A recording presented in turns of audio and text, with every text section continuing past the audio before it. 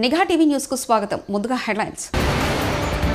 మీద మనం మాట్లాడేటువంటి వక్తల యొక్క మాటలు కూడా మనం విన్నాం.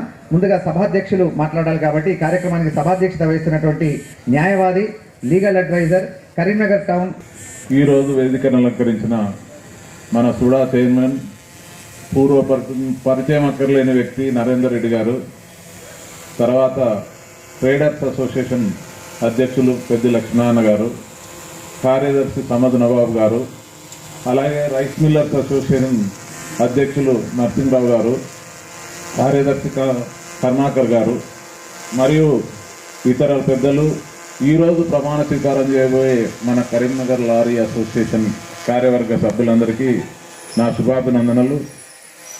ఈరోజు కార్యక్రమం ఏర్పాటు చేసుకుంటూ మీ అందరికీ తెలుసు, ఎలక్షన్ జరిగిన తర్వాత అధికార మార్పిడి అనే వ్యవస్థ ఉంటుంది. ఆ వ్యవస్థలో భాగంగానే ఈరోజు ప్రమాణ స్వీకార కార్యక్రమం ఉంది.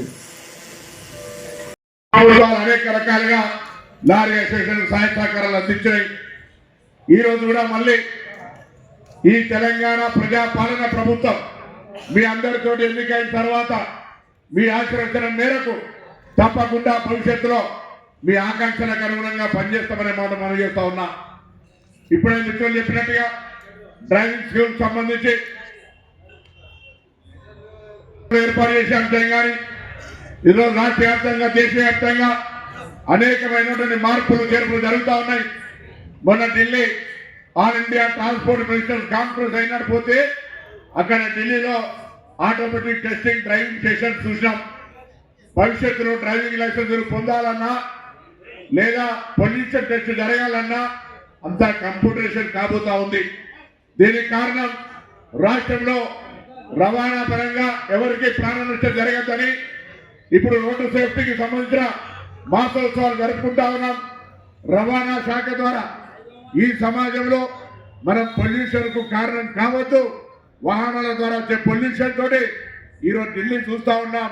ఢిల్లీ నుంచి బయటికి వెళ్ళిపోయేటువంటి ఒక పరిస్థితి ఏర్పడుతూ ఉంది. హైదరాబాద్ లో, తెలంగాణలో అటువంటి పరిస్థితి రావద్దని తెలంగాణ రాష్ట్ర ప్రభుత్వం పక్షాన EV policy, electrical vehicle policy తీసుకొచ్చినాం. విదేశాల్లో అయితే పెద్ద ప్రొక్లైన్లు, పెద్ద అనేకమైనటువంటి కూడా ఈవీతో నడుస్తా ఉన్నాయి, ఎలక్ట్రికల్ వెహికల్స్ తోటి, బ్యాటరీతోటి. రాబోయే కాలం ఇప్పటికీ బస్సులు మేము హైదరాబాద్లో 2800 బస్సుల్ని ఎలక్ట్రానిక్ బస్సులు కొనబోతా ఉన్నాం. ఇప్పటికే కరీంనగర్, వరంగల్, నిజామాబాద్, నల్గొండ, హైదరాబాద్ తదితరుల దగ్గర ఎలక్ట్రానిక్ బస్సులతోటి వ్యవహారం చేస్తా ఉన్నాం. తప్పకుండా ఈవీ లారీలు ఉండి ఉంటాయి. నేను కూడా వెరిఫై చేస్తా. రాబోయే కాలంలో పొల్యూషన్ సంబంధించి డీజిల్ యొక్క ఖర్చును ఆదా చేసుకునే విధంగా ఒకవేళ లారీలకు సంబంధించి ఎలక్ట్రానిక్ ఉత్పాదన జరిగేటువంటి పరిస్థితి ఉంటే వాటి మీద కూడా కాన్సన్ట్రేషన్ చేయాలని సందర్భంగా కోరుతా ఉన్నా. లోడు ఎంతైతే దాన్ని పేరు చేయాలో అంతే విధంగా ఉండే విధంగా తయారు చేస్తారు. తప్పకుండా రాబోయే మార్పులో మీరు కూడా ముందుకు రావాలని సందర్భంగా నేను కోరుతా ఉన్నా. అదేవిధంగా మిగతా రవాణా శాఖ పరంగా కావచ్చు, ప్రభుత్వం తరఫున ఎరువుల సరఫరాకు సంబంధించి, ధాన్యం కొనుగోలు సంబంధించి ఇతరత్ర ఏ అవసరం ఉన్నా రైతులకు ముఖ్యంగా అనుసంధానంగా పనిచేసేటువంటి బాధ్యత. ఇవాళ ఈ వస్తువు ఇక్కడి నుంచి వేరే ప్రాంతానికి తరలించడానికి ఉపయోగపడేటువంటి రవాణా వ్యవస్థకు మూల కారకులైన మీరు తప్పకుండా సానుకూలంగా స్పందించండి.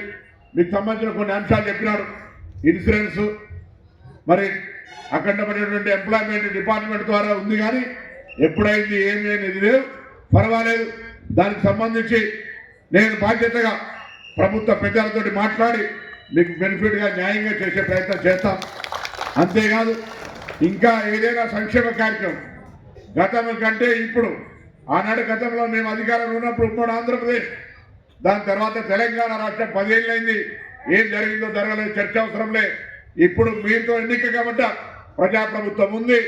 లారీ అసోసియేషన్ సంబంధించి అది స్థల విషయం కావచ్చు, ఇతరత్ర మీ యొక్క లారీకి సంబంధించిన డ్రైవర్, క్లీనర్, దాని మీద ఆధారపడినటువంటి యజమాని అందరూ కూడా ఎక్కడ కూడా ఇబ్బంది లేకుండా ఉండే విధంగా ప్రభుత్వం తరఫున మీ యొక్క సంక్షేమం గురించి కూడా నేను మరి గౌరవ శాసనసభ్యుడు, ఇక్కడ rice mill association, fertiliser association, మిగతా మా ట్రాన్స్పోర్ట్ డిపార్ట్మెంట్ అందరం కూడా సంక్షేమం కొరకు ఆలోచన చేస్తామనే మాట సందర్భంగా మనవి చేస్తూ 15 సంవత్సరాలు